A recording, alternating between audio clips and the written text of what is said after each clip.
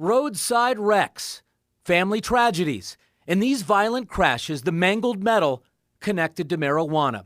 As more states like Ohio legalize medical weed and many others give the okay to its recreational use, police are concerned about more impaired driving, causing deadly scenes like these to multiply across America.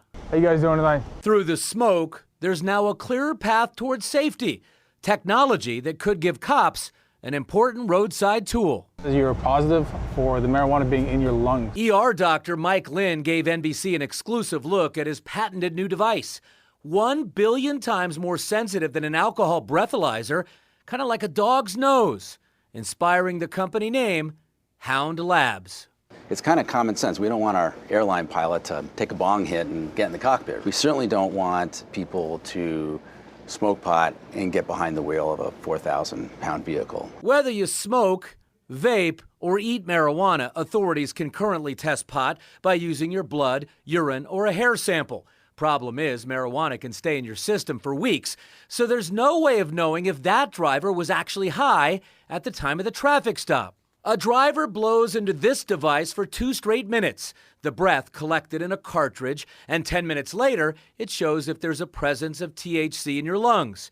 Dr. Lynn says it's subjective, but it gives you an idea if somebody smoked pot in the last couple of hours. I brought Newtown Police Chief Tom Synan into this controversial conversation. I get the theory of it, I get the concept, and I'm in favor of the philosophy.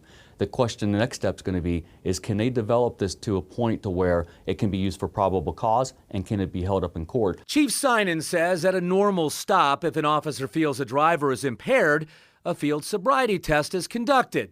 If failed, that person is asked to go to the hospital or another facility for a blood or urine test. As we discussed earlier, since the timeline of when that person used the marijuana is still a bit hazy, defense attorneys challenge those cases all the time.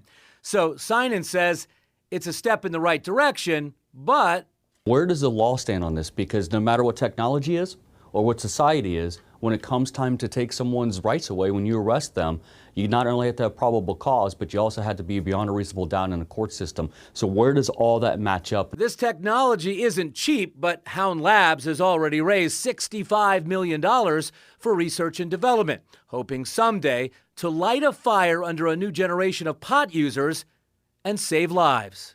Having a marijuana breathalyzer that, for the first time, can only focus on those people that have used pot in the last few hours, it transforms the ability to, in a fair way, determine who's potentially impaired and who isn't.